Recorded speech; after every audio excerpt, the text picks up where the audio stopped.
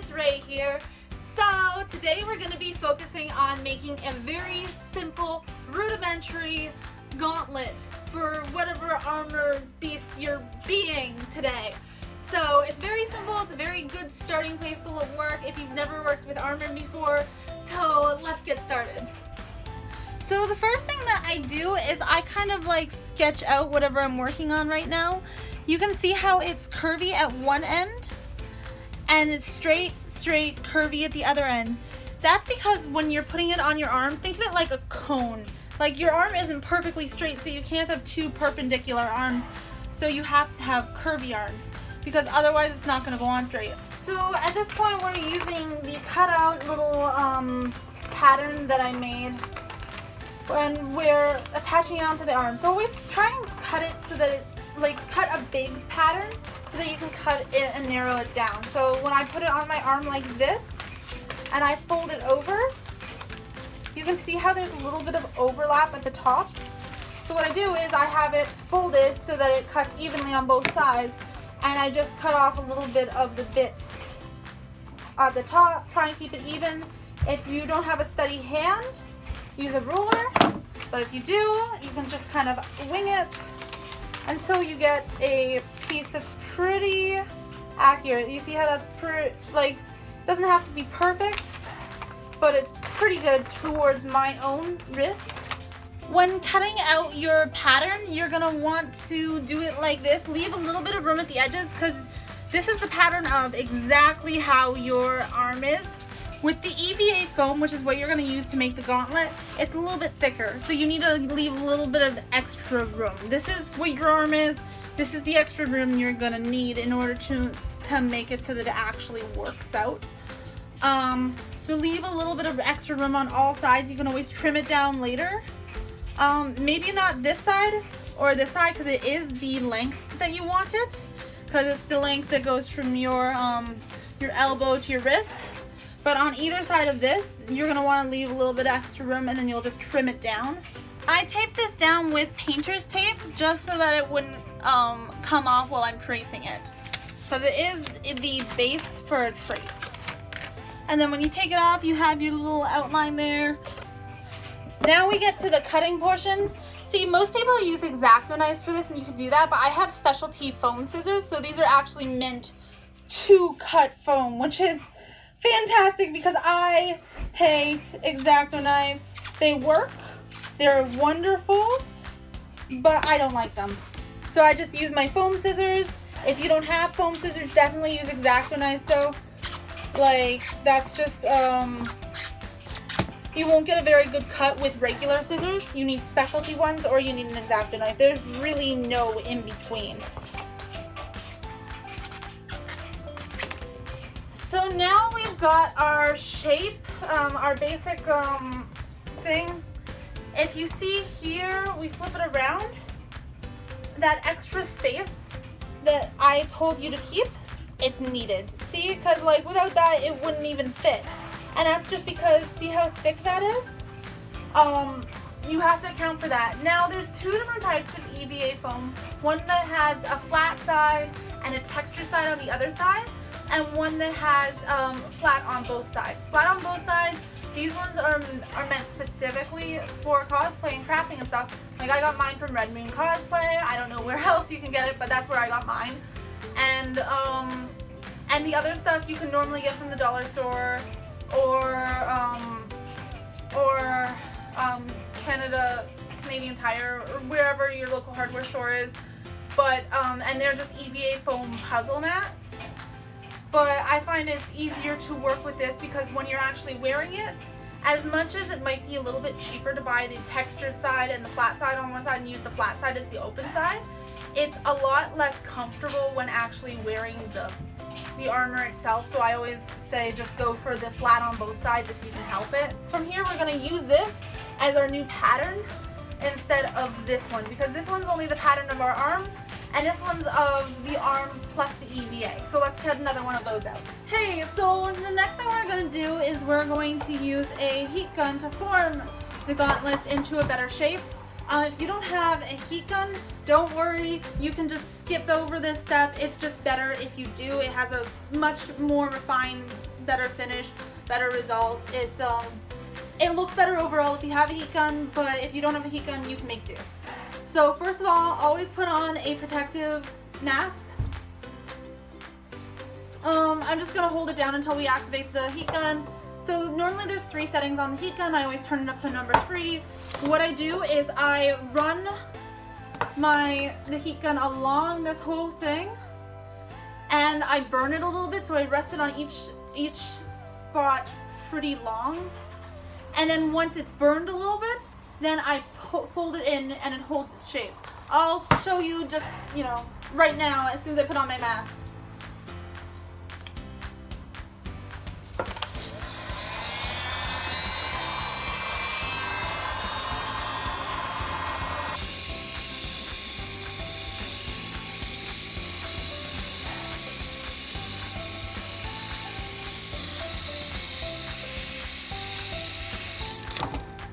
And then you overdo it, you wrap it up, roll it like a burrito, let it rest, let it dry, and as soon as it's dry, like as soon as it's not warm anymore is what I mean by dry. It's not dry, but like, it's always dry, but as soon as it's not warm, look at that. Look at how much it holds its shape, and I don't have to do anything. And of course, we'll do that with both of them. Awesome, so now we have 2 heat-formed gauntlets that are ready to be glued. So let's get to it. Okay, so at this point we have our 2 folded, ready to go, ready to be glued. So I'm gonna take my little thing of water here, my crappy dollar store brush, and then Barg's cement glue, because Barg's cement glue is my preferred use and most crafters use for the for anything to do with cement glue. I've used LePage, I've used Gorilla Glue, and I've used rubber cement, and nothing kind of sticks the same as Barg's. So if you have access to Barg's from somewhere, I got again mine from Redmoon Cosplay. Like if you have access to Barg's, that's what I recommend. You can use other cement glue, it just might not have as big of a hold, which might not be as big of a deal for gauntlets, but for other pieces of armor it becomes a bigger deal. So basically what you're going to want to do is you're going to want to squirt some of the contact cement onto the paintbrush, and then you'll want to take this and paint it along the edges.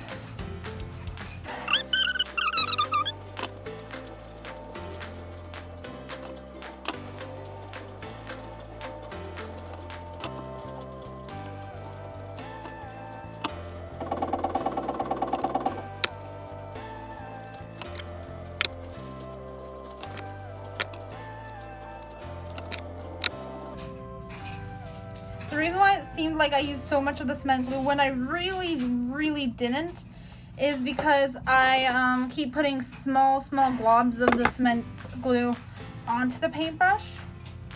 And then I do want to mention something briefly. Like first I'm putting the paintbrush with the cement glue straight into the water to soak, because otherwise it's gonna ruin the paintbrush. And even though it's a dollar store paintbrush, which like really don't use an expensive paintbrush for this, but even though it's a dollar store paintbrush, I want to preserve it as best I can.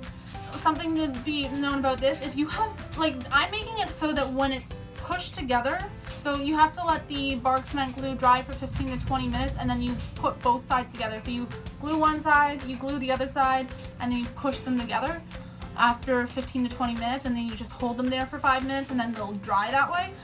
But the one thing that you have to be aware of is if you have really long, like really big hands, it's not going to push through.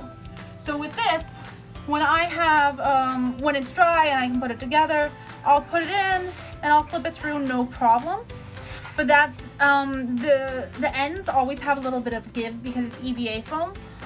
But that's just because I have really narrow fingers as well. If you have thicker fingers, what you're gonna want to do is you're gonna want to still like do it the same way that you have it here for the most part, but instead of putting glue on either side and then putting it together, you'll want to just put Velcro along the entire edges on either side and use that as the sealer instead of using contact cement. I just prefer contact cement because I think it has, I think it looks better overall to just be one finite thing.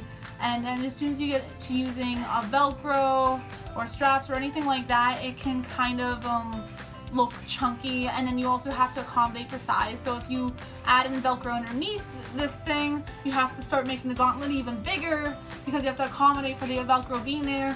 Gets sticky. If you have small hands, stick to it this way.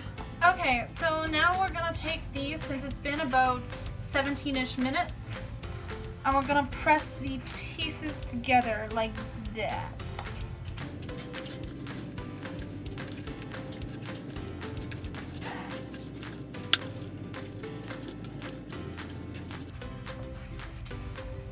And you can see how quickly and like it's stuck. It's done. It's it'll take another hour-ish to actually cure, like for it to not ever come apart again.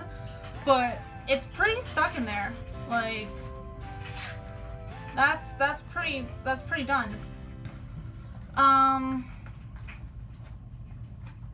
I always work my way from this part to this part because it normally comes across, for me at least, a little bit uneven, and then you have to trim it down afterwards. But I find it's better to trim the back than it is to trim the front. Although I normally end up trimming the front and the back anyways because I like my gauntlets a little bit shorter. But it depends on what you personally want. So now I just gotta let them. So there's that one too. And now we've just got to let it sit for a little bit, because otherwise it's not going to hold when you're trying to force your way in, because it's skin, this is skin tight. If I do like so if I try to force my way through here, it's not going to go all the way yet. I can cut off the end, which I'm going to do anyways, so I'm just going to do that now. And I can kind of force my way through, and there's the look. It's super skin tight. This is why you wouldn't really be able to have any clips underneath it, but it has a smooth, nice finish to it. I don't like to cut it normally before I know what I'm going to do with it, but I just kind of wanted to show that to you. The reason why we make it extra long and skin tight is because you'll probably be chopping off this part and this part. But normally on a gauntlet for a specific character, it has a shape to it at the front and a shape to it at the back. So you have to factor into that the accessories and the detailing you're going to need for it. If you want to know where I got the materials for this tutorial today, I got all of my tutorials at redmooncosplay.com. Prices are below in the description, just to make it easy on you guys. Like, I know when I first started off, it was really hard to find places to not only resources on how to make the stuff, but it was also really hard to find stuff on where to buy all the materials, and it's really nice having one website that has it literally all in one place. So that's always where I go, and I hope that you find it useful, and I hope you found this tutorial useful, and I hope that you enjoy tutorials in the future. And if you liked working with the gauntlets, you can always choose to upgrade them and make them better and cooler and more unique and sophisticated in one of the two tutorials that will be popping up after this video. I don't know, I'm trying to do something official and cool here, so if you want to make really cool props, I've got She-Ra's gauntlet, and I've got another gauntlet that I haven't decided on yet, but you'll see it here in 2